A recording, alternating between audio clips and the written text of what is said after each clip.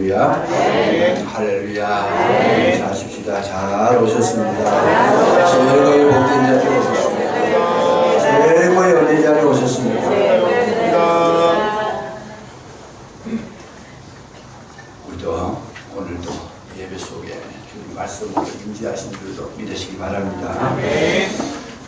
사람이 살아가면서 참 하나님에 대해서, 신의 존재에 대해서 참 많이 알고 싶어 합니다. 궁금해하고, 정말 하나님 살아계시는 것인가, 또 신이 어떤 일을 하시는가, 또 그 하나님과 나와는 어떤 관계인가, 참 궁금한 것이 많습니다. 이런 것을 알려고 하는 이유는 불안하기 때문이죠. 또 뭔가 모르게 만족감이 없기 때문입니다. 그래서 신이라고 하는 존재를 찾게 되는데, 지금까지 사람들이 연구해 본 결과에 세 가지 모양으로 나타난 것을 대충 정리를 해볼 수 있습니다. 제일 처음에 연구된 것이 뭐냐 하면 유실론이라 그래서 신이 있다라는 거죠. 하지만 알지는 못하지만 신은 있다. 유실론이다. 그래서 신이 존재한 것을 인정하는 그런 이론이 나오게 됐습니다. 두 번째는 뭐냐 하면 무실론입니다. 신은 없다. 그래서 아무리 찾아봐도 신이 존재하지 않는다는 거죠. 그래서 현재 보이는 물질 세계, 이 물질 세계만 존재하는 거지 보이지 않는 세계는 필요 없는 거다. 있을 수가 없는 거다. 그래서 그거 이제 유물론으로 흐르게 되는데, 무신론자들이 하는 이야기입니다. 신이 없으니까 현재가 가장 중요하고, 보이는 것이 가장 중요하고, 네 가지 것이 소중하다 이런 논리를 펴게 됩니다.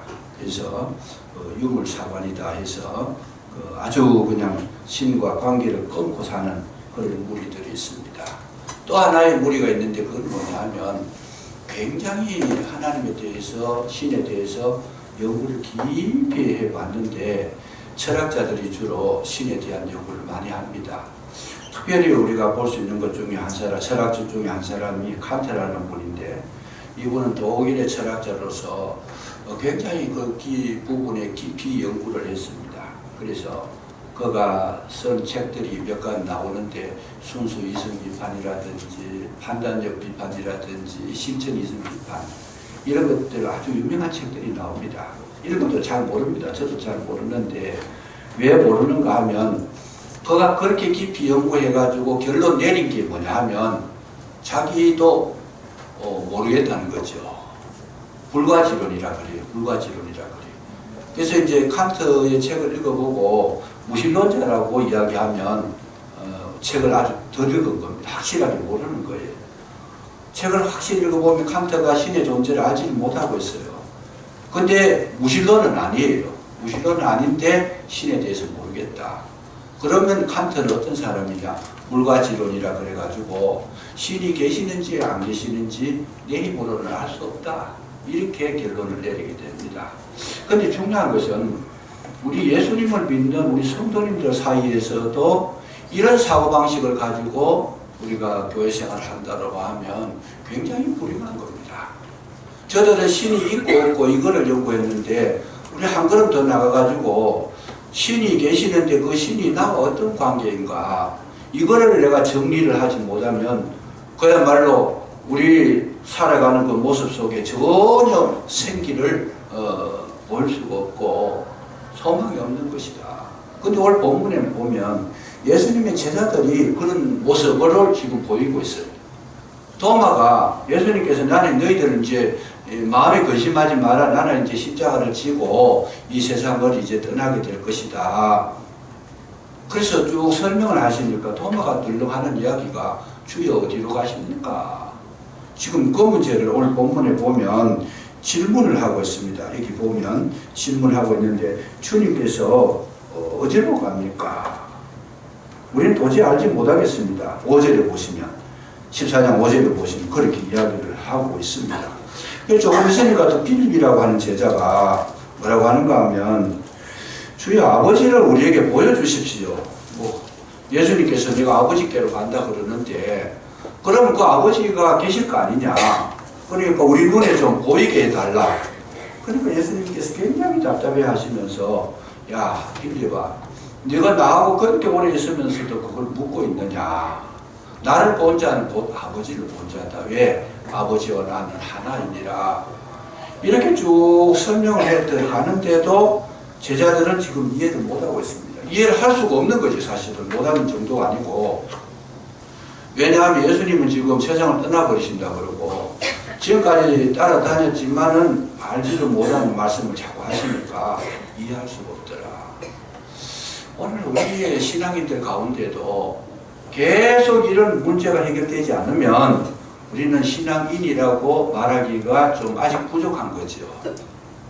아니, 예수님을 믿는데 예수님 누군지도 모르고 신이 있는데 신이 어떤 일을 하는지 그 신을 가리켜서 내가 아버지라고 부르는데 왜 아버지로 불러야 되는지 전혀 이런 관계를 우리가 알지 못하게 되면 신앙생활 그 자체가 지금 그야말로 힘든 것이고 또 마음적으로 불안한 것이고 그냥 모든 일에도 적극성이 없고 대충 하는 거예요. 그냥. 왜? 확신이 없으니까. 그래서 이 성경은 뭘 말씀하시느냐. 예수님의 답답해 하시는 것도 뭘 답답해 하시느냐. 확실히 좀 알아라는 거지. 확실히 좀 알아라. 너희들 언제까지 그렇게 하고 있을 거냐. 그러시면서 오늘 중요하게 말씀하시는 것이 뭐냐 하면 앞으로 너희들이 지금은 몰라도 이제 알게 되는 날이 올 거다. 왜? 보혜사 성령을 내가 보낼 테니까. 내가 가면 성령이 오셔서 너희 안에 거하시게 되는데 너희 안에 거하시는 그 성령께서 이 모든 것을 알게 하실 것이다. 이렇게 설명을 해주고 계시더라. 그 말씀이죠. 사실 그랬습니다. 예수님의 제자들이 예수님을 3년을 따라다녔는데 3년을 따라다녔으면 이제 알 만큼 알았는데도 불구하고 이런 이야기를 하고 있어요. 이게 지금 오늘 본문에 나오는 이야기는 예수님과 같이 계시다가 이제 거의 정말 헤어질 때 좀 가까워 와서 이런 사건이 일어난 것이니까 거의 한 3년 가까이를 지금 같이 생활했다는 얘기인데 그럼에도 불구하고 예수님에 대해서 하나님에 대해서 신에 대해서 뭐 장차 어떻게 될 일에 대해서 전혀 제자들은 알지 못하고 있더라는 거죠. 예수님 직접 따라다니면서 같이 밥 먹고 같이 잠자고 같이 모든 행하는 일을 눈으로 확인하고 본 그들도 모른다고 하는데 오늘 우리야 여러분 교회 3년 다녀가지고 하나님을 알 수 있겠는가? 그게요 쉽기도 하지만은 또 어렵기도 한 거예요. 왜? 3년을 다녀도 아직도 모르겠다고 하는 분, 아니 3년이 아니고 30년을 다녀도 아직 나는 하나님에 대해서 모르겠다고 하는 분들이 굉장히 많이 있다는 거죠. 그래서 그 왜 어떻게 알 수 있느냐? 신앙생활 하는 게 그렇잖아요.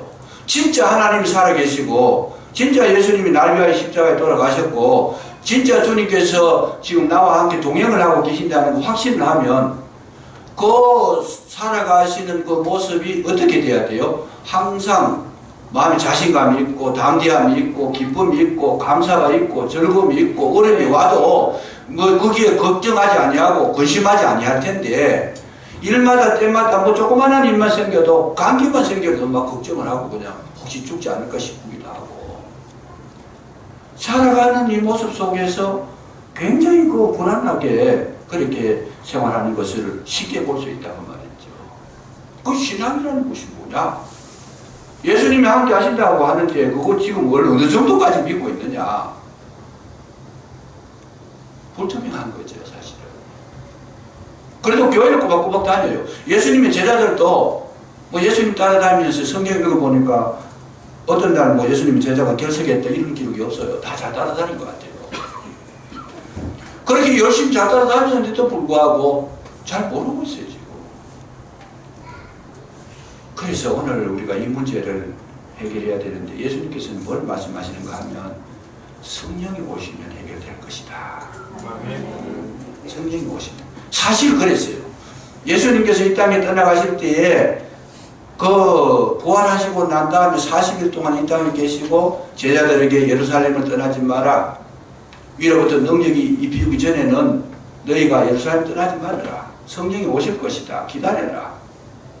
오순절 날에 사도행전 2장 1절에 보면 호련히 급하고 강한 바람 같은 소리가 있어. 온 집에 가득했다. 성령의 충만함이 임했다는 거죠. 그 전까지는 예수님 옆에 있어도 몰랐어요. 예수님 말씀하실 때도 이해를 못했어요. 예수님께서 지금 행하는 일이 뭐 때문에 그렇게 하시는지 그 예수님이 하시는 일에 대한 분별을 못했습니다. 그런데 성령을 딱 받고 나니까 전에는 몰랐던 것이 알아지더라는 거예요. 예수님이 왜 그렇게 하셨는가. 또 예수님 말씀 이해하지는 못했지만 들어서 기억을 하고 있잖아요. 왜 예수님께서 그런 말씀하셨던가.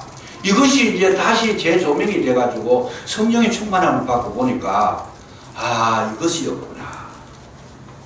확실하게 하나님의 영을 내가 내 마음속에 영접하고 나니까 분별력이 생기게 되고 마음속에 믿음이 생기게 되고 그 심령 속에 기쁨이 오게 되고 그 속에 사명감이 생기게 된 줄로 믿으시기 바랍니다.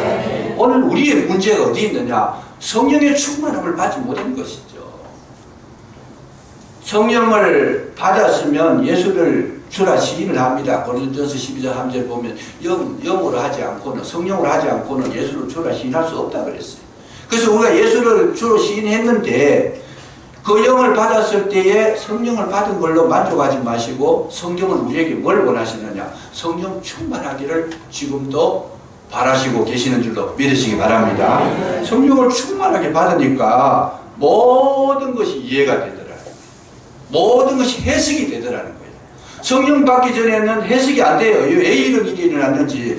성령 받기 전에는 내게 어려움이 왔을 때에도 그 어려움이 왜 왔는지 이유를 몰라. 내가 지금 이렇게 살아가는데 왜 이렇게 살아가야 되는지 그 살아가는 원인과 그 살아가야 될 방법을 모르고 있어요.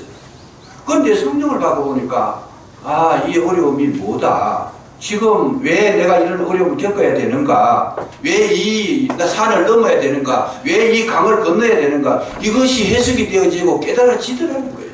그리고 내가 할 일이 무엇인지가 발견되어지더라는 거예요. 그래서 예수님 오늘 이 성령을 너희가 받게 되면 세 가지를 할 수 있다라고 이렇게 말씀하시는데 오늘 본문 속에서 살펴보면 뭔가 하면 너희들이 성령을 받으면 내가 하는 일을 할 것이고 나보다 더 큰 일도 할 것이다. 이것이 첫째고 두 번째는 성령을 받게 되면 기도를 할 수 있게 될 것이다. 그럼 두 번째고 세 번째는 성령을 받고 나면 여기에 뭐라고 말씀하셨어요? 15절에 보면 너희가 나를 사랑하면 나의 계명을 지키리라. 또 21절에 보면 나의 계명을 지키는 자라 나를 사랑하는 자다. 나를 사랑하는 자는 내 아버지께 사랑을 받을 것이요 나도 그를 사랑하여 그에게 나를 나타내리라. 계명을 지킬 것이다. 성령을 받아야 이제 계명을 지키고 성령을 받아야 기도를 할 수 있고 성령을 받아야 큰 일을 할 수 있다. 이 세 가지를 지금 말씀하고 계시더라는 거죠.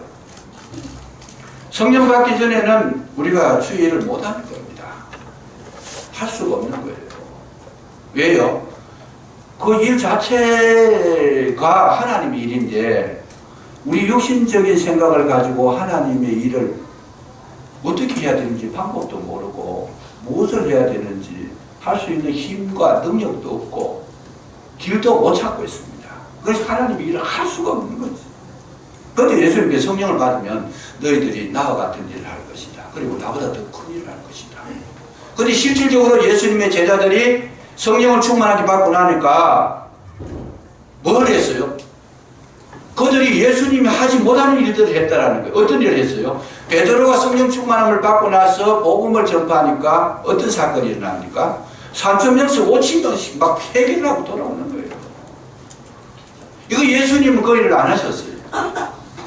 그런데 베드로는 그렇게 놀라운 그런 역사를 많은 사람 앞에서 나타내게 되고 베드로는 자기가 해야 할 일이 무엇인지를 확실하게 깨달았습니다. 예수님이 하신 것처럼 십자가를 질 수 있었어요. 그래서 자기의 목숨을 어디에 던져요? 오직 십자가 예수 그리스도를 향해서 자기의 목숨을 던져버리는. 비로소 그가 할 수 있는 일을 발견했고 그 일을 위해서 평생 복음을 위해서 다니다가 결국은 자기의 목숨을 거기에 바치게 되는 것이다. 그래서 그걸 누가 하게 하셨느냐? 성령이 하게 하셨다는 거죠. 그래서 오늘 좋아요 여러분이 신앙생활 할 때에 모든 일은 누가 하시는? 예수님도 그 말씀하시죠. 여기에 보면 10절 끝에 보면 아버지께서 내 안에 계셔서 그 일을 하시는 것이라. 예수님이 하시는 일도 아버지께서 예수님 안에 계셔서 일하시는 것이고, 저와 여러분 속에서도 우리가 주의 일을 하는 것은 내가 하는 것이 아니고 내 속에 그리스도께서 하시는 줄로 믿으시기 바랍니다. 성령께서 하시는 일이다. 우리의 구원이라는 이 문제, 우리를 날마다 성숙하는 문제, 우리가 주의 일을 하는 사역의 문제, 이 모든 것은 누가 하느냐? 성령이 하신다는 거예요. 어떤 목사님이 목회하시는 가운데에 그런 간증을 하나 했습니다.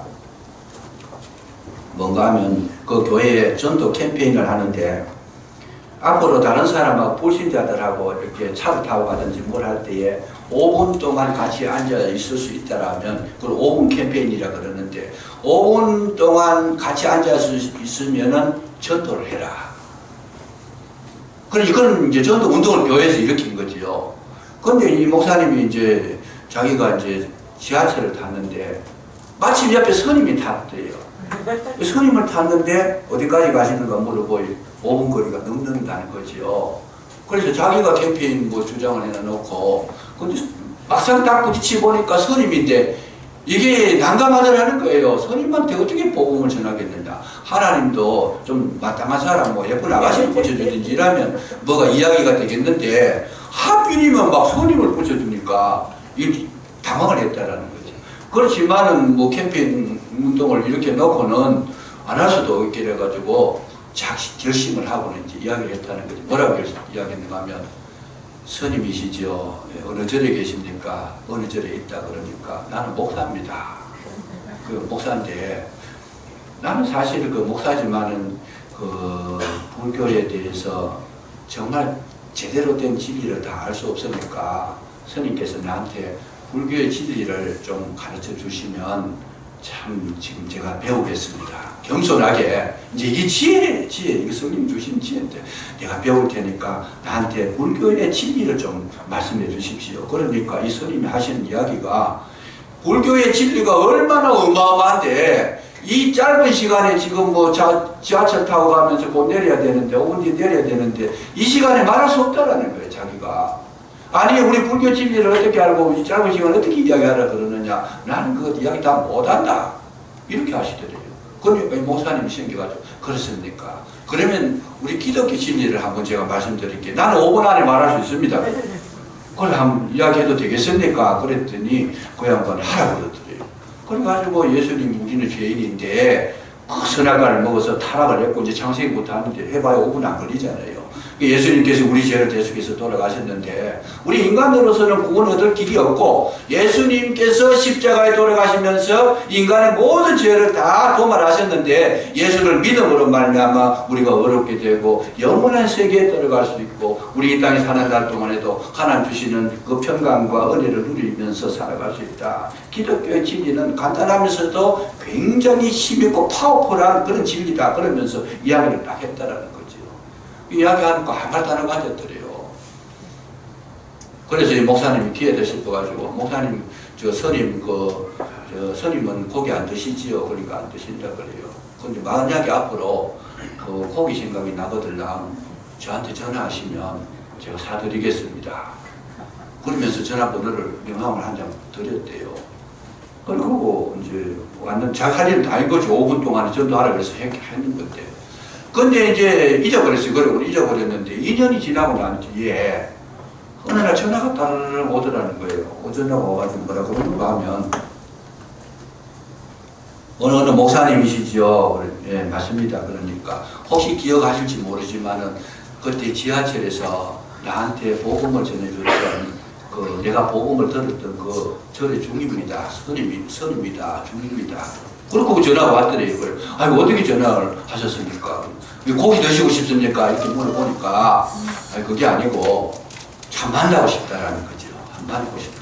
그래서 이제 그분이 만났는데 하시는 이야기가 뭐라 그러는가 하면 목사님 참 큰일 났습니다 그러더래요. 왜 큰일 났나 그랬더니 아니 목사님 나한테 그 십자가에 뭐 예수님이라는 사람이 돌아가시고 뭐 우리 죄를 용서해 준다 그러고 어쩌고 한참 이야기하셨는데 그 얘기를 듣고 절에 가가지고 연구를 해하면서 또 남남이 탑을 뭐 간섭 보존하고 했는데 생각이 막 집중이 안 된다는 거예요, 이게. 아무리 해봐도 전에는 그런 일이 없었는데 그걸 하면 막 마음도 뭐 상쾌하고 막 정신 통일이 되고 뭔가 이게 참 제대로 된 것 같은데, 아니 목사님 그 얘기 듣고 나서 지금까지 2년 동안 너무 괴로웠다는 거예요. 연구만 하면 막 딴 생각이 나고 막 그냥 초점이 안 잡혀가지고 잠도 안 오고 막 그냥 왜 이런지 모르겠다고. 그래서 가만히 생각해 보니까 해결하는 방법이 목사님 찾아가면 문제가 해결 안 되겠나 싶어가지고 내가 2년 고민하다가 이제 왔습니다 그랬더니, 그래가지고 목사님도 놀란 거예요. 이게 무슨 일이냐 싶어가지고 그러냐고. 그러면서 이제 복음을 설명해, 다시 이제 시간 여유가 있으니까 다시 이제 상세하게 설명을 하면서 우리는 우리 힘으로 구원을 얻을 수 없다. 절에서 못 듣던 이야기, 못하는 이야기 다 같이 준 거예요. 절의 스님들은 자기 힘으로 구원 얻는다고 지금 노력하고 앉아있는데 인간은 아무리 노력해도 스스로 구원 못 얻습니다. 그러니까 우리 기독교의 진리는 예수 그리스도로 말미암아 구원받는데 예수님 믿어야 구원받습니다. 그래 그거 이제 진리를 쫙 가르쳐 줬더니 이 스님이요 그 말씀을 듣고 눈물을 막 흘리더라고요. 눈물을 흘리고 탐복을 하는 거예요 그냥. 그러니까 이분이 감동을 받고 절에서 내려와 버렸어요. 내려와가지고는 그 목사님 교회에 출석을 하는데 출석을 하는 것도 모자라가지고 나중에는 이분이 신학을 들어가가지고 목사님 나 공부도 하고 싶습니다. 그래서 이 스님들이 공부를 원래 하면 좋아하잖아요. 그래서 이제 공부를 더 하고 싶습니다. 그래가지고 신학교 보내달라 그래가지고 교회에서 신학교 보내드렸대요. 그래가지고 이분이 공부를 마치고 안수를 받아가 목사가 됐다라는 거죠. 여러분 이게 누구 하시는 일이에요? 성령이 하시는 거예요. 사람이 그렇게 할 수가 없어요. 우리의 이 고집, 우리의 이 자아는 얼마나 단단한지 사람이 아무리 말을 해도 절대로 안 고칩니다. 절대로 자기 길을 바꾸질 않아. 왜? 내가 잘못했다 말하는 거 자기를 포기하는 건데 누가 그거 하겠어요? 그런데 성령이 임하시니까 평생 그렇게 절에 몸담아 사던 그분이 여러분 주님 품 안에 돌아오게 된 줄로 믿으시기 바랍니다. 안 되는 게 없어요. 성령이 오시면 안 되는 게 없다는 거예요. 불가능이 없다는 겁니다. 어떤 사람이라도 어떤 깜빡함이 있더라도 성령이 임하시면 주님보다 더 큰 일도 하게 될 줄로 믿으시기 바랍니다. 그래서 제자들이 전체 다니면서 교회를 다 세웠잖아요. 예수님은 열조대자키였지만은 그 나머지 제자들은 가는 곳마다 제자를 키웠는데 그 제자들의 수가 12명이겠어요? 120명도 넘고 1000명도 넘고 오늘날 온 지구상에 이 복음이 전파돼가지고 세계에 지금 복음이 들어가지 않는 곳이 없습니다. 그래서 오늘 우리가 할 수 없는 거 성령께 의지하시면, 성령이 임하시면, 성령께서 함께 하시면, 보혜사 성령이 저와 여러분의 심령에 들어오시면 모든 일들을 해결하시고 변화시켜 주시고 새 사람 되게 하실 줄로 믿으시기 바랍니다. 성령이 오시면 이걸 하신다는 거예요. 두 번째는 뭐냐면 성령이 오시면 너희들이 계명을 지킬 것이다. 계명이라는 것은 하나님 율법인데 하나님 말씀을 잘 따라서 순종하면서 살아갈 수 있을 것이다. 그 얘기를 지금 하고 있는 겁니다. 그런데 계명을 지킨다는 것하고 오늘 본문에는 너희들이 나를 사랑하는 자가 된다. 사랑하는 자는 계명을 지킨다. 사랑과 계명을 결부시켜가지고 지금 말씀을 하고 계세요. 이게 어떤 뜻인가? 우리 기독교에서 지금 사랑을 참 많이 말하고 있습니다. 기독교는 사랑의 종교라고 그러고 뭐 사랑 이야기 많이 하고 기독교뿐만 아니고 세상 사람들도 노래 부르는 거 보면 사랑 빠지면 노래가 안 돼요. 사실은 사랑 빼놓고 노래 만들어라, 가사 만들어라, 노래가 안 돼요. 아예. 그만큼 사랑이라는 것을 많이 말하고 많이 듣고 많이 아는 것 같지만은 정말 가만히 들여다보면 사랑이 뭔지를 모르겠어요. 오늘날 너무 사랑에 대해서 우리가 모르고 있다는 거죠. 인간의 힘으로는 사랑을 알 수가 없어요. 왜? 선악과를 먹고 나니까 이기심이 팽배해졌는데 이 이기심이 사랑이라는 것을 알지 못하게 가로막아 버렸어요. 사랑과 이기심은 반대 개념이거든요. 그러니까 이해할 수가 없는 거예요. 진짜 사랑이 뭘까? 얼마 전에 제가 그 방송을 한번 보는 가운데 제가 참 거기서 깨달은 게 하나 있습니다. 그게 뭔가 하면 여러분 그 개그우먼 가운데 그 이승미 씨라고 알죠? 이승미 씨. 이승미 씨가 한때 참 그 굉장한 우리 연예계에서 유명한 분이잖아요. 근데 이분이 제일 살아오면서 힘들었던 것이 뭐냐면 자녀 문제였대요. 자녀 문제. 근데 자녀 문제인데 자녀가 공부를 하라고 학교를 보내놓으면 얼마나 이 아이가 엉터리인지 학교 가는 날이 정해진 게 없대요. 자기가 가고 싶은 날이 학교 가는 날이고 학교 등교 시간도 없대요. 이 학생, 자기 아이가 등교하는 그 시간이 등교 시간이라고요. 그러니까 아예 그냥 학교에서도 이 아이는 상대를 못할 문제아가 되어버린 거죠. 군대로 말하면 관심병사라요. 옛날 군대는 뭐 고무관이라고 그랬잖아요. 요새는 관심병사로 바뀌었다 그러는데. 근데 이건 뭐 갈지도 못해요. 이거는 그냥. 그래서 학교 간다 그래 놓고 딴 길로 가버리고 출석하는 것보다 결석하는 데가 더 많고 도저히 아이한테 자신이 없다라는 거죠. 그러다가 막 이승미 씨가 그 자녀한테 막 화를 내고 혈기를 내고 고함을 지르고 막 욕이란 욕은 다 해봤더니 그냥 있는 거 없는 거 다 지내가지고 막 아들 공격을 하고 막 죽으라 그러고 막 온갖 욕을 다 했는데 아이가 더 나빠지더라는 거죠. 더 나빠지더라고요. 그러다가 어느 날 갑자기 큰 사고를 터뜨려가지고 학교로부터 정학을 받았습니다. 이제 그것 따라 그래라도 나갔는데 이제 하여튼 학교를 다녔는데 정학을 받고 보니까 학교 가지도 못하는 거죠. 그리고 집에 들어앉아 있는데 이승미 씨가 한 날은 음식을 막 최고로 잘 차려가지고 자기가 잘 이렇게 요리를 해가지고 아들을 불렀다는 거지. 불러가지고 이걸 먹어라. 이거 먹어라. 그러니까 아들이 놀래가지고 잘 못 먹는 거예요. 왜냐하면 이거 미겨가지고 이제 쫓아내 보낼까 싶어가지고 아들이 지금 막 굉장히 불안한 거죠. 그래서 먹어라. 그러니까 하여튼 억지로 뭐 식사를 했는데 식사하고 나가지고 밥상을 치우고는 아들이 의자에 앉아 있는데 그 앞에서 무릎을 탁 꿇었다는 거예요. 어머니가 이승미 씨가 무릎을 꿇었다는 거예요. 무릎을 꿇으면서 하는 이야기가 뭐라 그러는가? 내가 잘못했다. 나는 너를 잘 떼라고 그랬는데 나는 좀 잘 크라고 그랬는데 나한테 욕설을 하고 나한테 참 그냥 험악한 모습을 보이는 것은 너를 잘 떼라고 했는데 내가 알고 보니까 그건 사랑이 아니었더라. 이승미 씨가 이걸 깨달은 거예요. 나는 너를 사랑해 본 적이 없었다. 이제까지.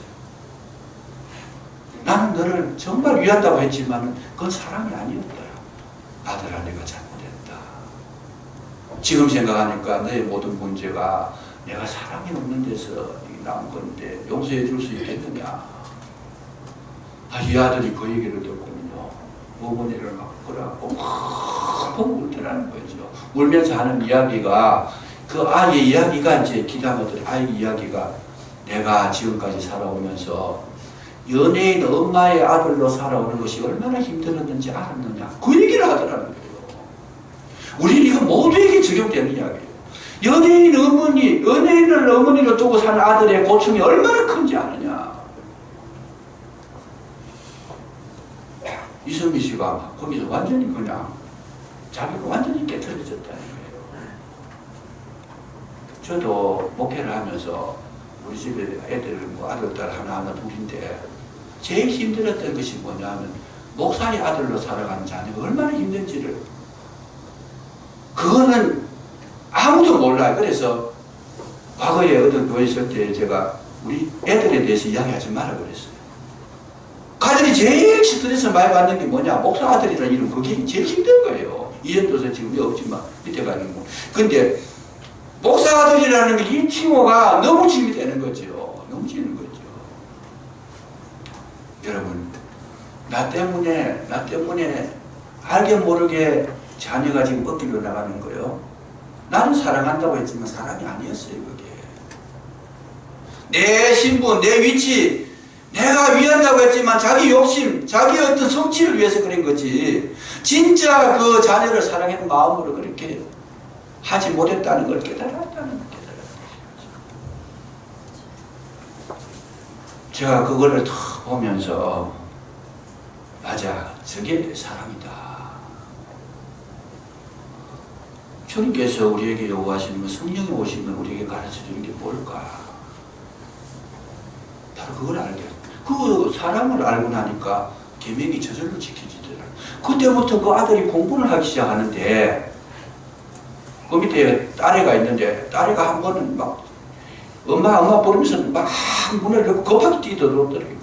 왜 그러냐 그랬더니, 엄마 오빠가 공부를 해 지금. 지금까지 공부한 걸 본 적이 없는데 오빠가 지금 공부를 하고 있다는 거예요. 이게 막 쇼킹한 사건이 돼가지고 정말 그 자녀가 자기 할 일을 할 수 있도록 제자리에 앉혀놓는 것이 뭐냐? 사랑밖에 없는 줄로 믿으시기 바랍니다. 예수님이 십자가에 돌아가신 것, 단순한 십자가에 나는 그 덕에 구원 얻었다, 이런 시각적이고 논리적인 이런 게 아니라는 거예요. 주님의 그 사랑을 내가 가슴 속에 새겨 들였을 때, 성령으로 말미암아 그 진리를 내가 받아들여서 은혜를 깨달았을 때 비로소 참 그리스도인이 되는 것이지, 계명을 지킬 수 있는 것이지. 신앙생활 잘해라, 결석하지 마라, 주일날 지켜라, 뭐 하여튼 기도 많이 해라, 이런다고 되는 게 아니다는 거예요. 성령으로 말미암아 예수 그리스도의 사랑을 깨달으시기를 주의 이름으로 축복합니다. 그것을 아는 그날이 계명 지키는 날이고, 계명 지키는 자가 하나님과 동행을 한다. 내가 너와 함께 하리라.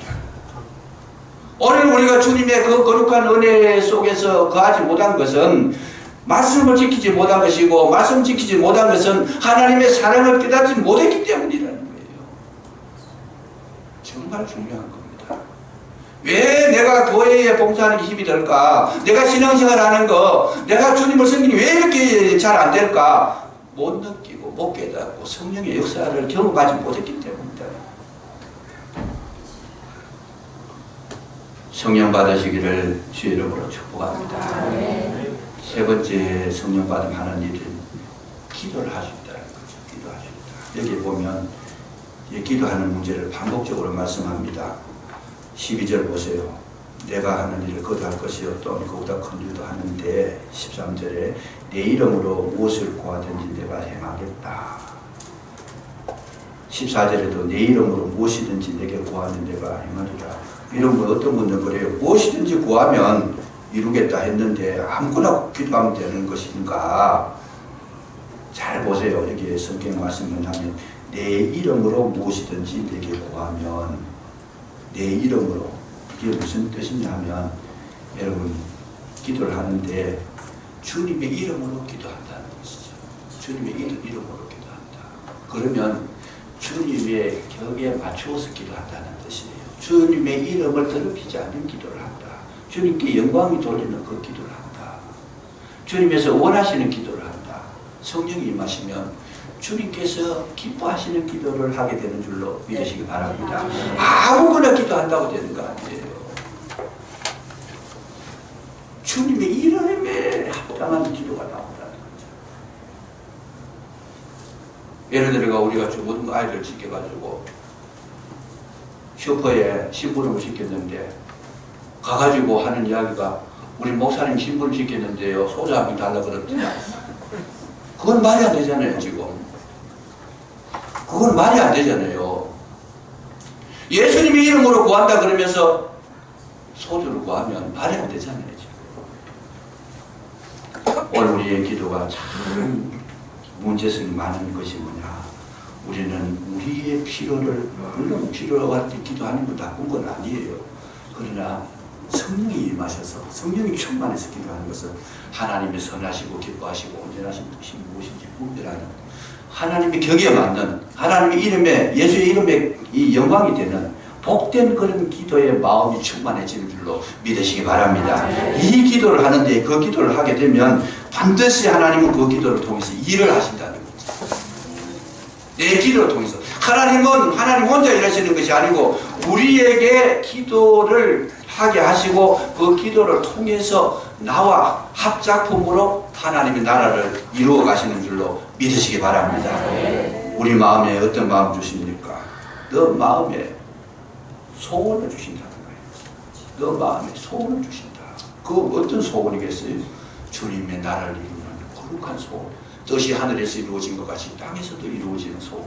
아버지의 이름이 거룩하게 되는 소원. 그게 중도문이 나오잖아요. 그 기도를 할 수 있다는 것이 성령이 임하시면 너희가 그렇게 될 것이다. 기도가 100% 응답이 되는 것이다. 그 말이죠. 그래서 우리는 항상 주 안에서 성령 충만함을 구하시고 성령 충만을 구하시면 날마다 이 세상과 싸워서 이기게 되면 승리자가 되고 우리의 걸어가는 걸음에 주님께서 동행해 주신다고 오늘 약속을 하셨습니다. 내가 너와 함께 하리라. 주님께서 함께 해주시는 거룩한 주의 종들이 되시기를 주의 축복합니다. 네. 기도하겠습니다. 아버지 하나님 감사합니다. 아버지께서 내 안에 계셔서 그 일을 하시는데 보혜사 성령이 오시면 우리에게 그 일을 하게 하시고 또한 계명을 지키게 하시고 기도를 할 수 있는 능력을 주신다고 하셨사오니 이 진리를 밝히게 하게 해주소서. 그리스도 예수의 사랑으로 온전히 세워질 수 있도록 허락해 주시기를 간절히 기도하고 원합니다. 우리 심령에 주의 영이 임재하셔서 충만하신 하나님의 사랑으로 만들어지게 하옵소서. 예수님 이름으로 감사기도 드리옵나이다. 아멘.